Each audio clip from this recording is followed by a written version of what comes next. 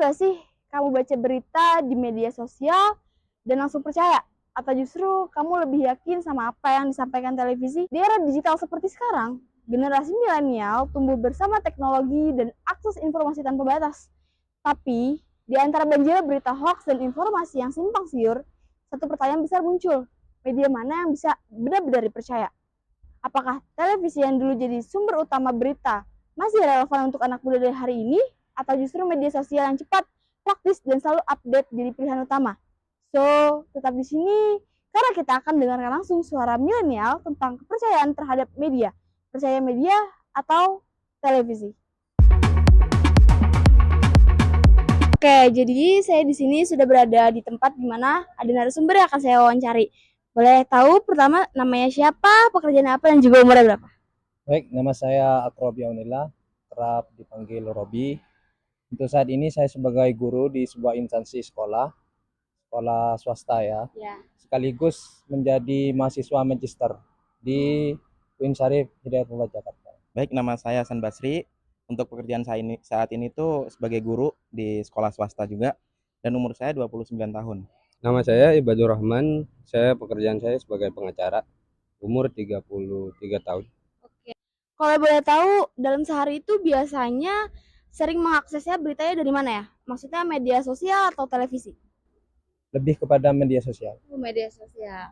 Sebenarnya lebih mudah dijangkau, terus juga efisien waktu. Sedangkan kalau kita mengaksesnya melalui TV, kita harus ya mencari TV, dan itu rata-rata di rumah atau di sebuah ruangan. Ke media sosial sih. Karena kalau di media sosial itu kan dari cara penyampaian beritanya tuh berbeda sama televisi gitu. Kalau bagi saya lebih sering menggunakan media sosial. Media sosial lebih simpel. Berarti seberapa percaya sih kepada media sosial tuh gitu? Sampai lebih sering menggunakan media sosial daripada televisi? Kepercayaan dalam informasi dibandingkan media sosial atau televisi sebenarnya 50-50 ya, 50-50. Karena kita tahu bahwasanya di media sosial itu banyak apa ya, berita yang simpang siur ya, gitu. Jadi harus divalidasi terlebih dahulu. 50-50 sih, banding 50 banding 50 gitu. 50-50 sih. 50-50, kenapa tuh? Karena kenyataannya di media sosial nggak semuanya benar. Ada juga sebagian berita yang hoax. Gitu. Lebih netral media sosial atau televisi? Dan kalau emang ada jawabannya itu alasannya kenapa kayak gitu? Dari saya pribadi sebenarnya tidak netral ya, tidak ada netral sama sekali. Karena pertama, entah itu televisi atau media sosial itu kan pasti ada timnya gitu, dan tim itu pasti menulis naskah dan lain-lainnya. Jadi kiranya itu pasti sudah direkayasa atau dibikin skripnya seperti itu. Penyampaian berita lebih netral ke televisi kalau setahu saya. Itu tergantung akunnya sih. Nah, sebagian ada yang condong ke mana, dan ada juga yang netral, ada yang condong ke salah satu pihak. Harapan apa sih kepada media sosial ke depannya itu?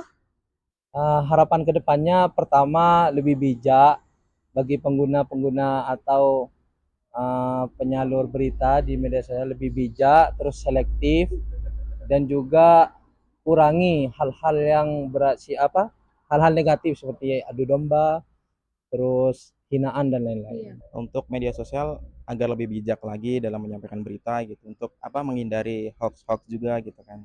Untuk lebih baik dan lebih memajukan televisi kayak dunia digital di Indonesia Lebih baik lagi. Dan menyampaikan informasi ya. Lebih netral aja gitu.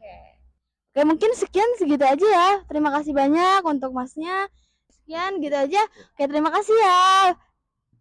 Oke, mungkin segitu aja ya dari saudara kita. Terima kasih. Itulah tadi hasil wawancara kepada 3 narasumber milenial tentang media sosial dan televisi sebagai sumber berita. Ternyata tiap orang punya alasan dan pertimbangan masing-masing. Ada yang mengandalkan kecepatan media sosial dan ada juga yang tetap percaya pada kredibilitas TV. Di tengah arus informasi yang begitu deras, satu hal yang pasti, kritis dan cerdas dalam menyaring berita adalah kunci. Gak masalah kamu pilih media sosial atau televisi, yang penting jangan asal percaya. Jadilah generasi yang melek media, tahu mana informasi yang bisa dipercaya, dan berani untuk cek fakta sebelum menyebarkan. Karena di tangan kita, anak muda masa depan informasi itu ditentukan.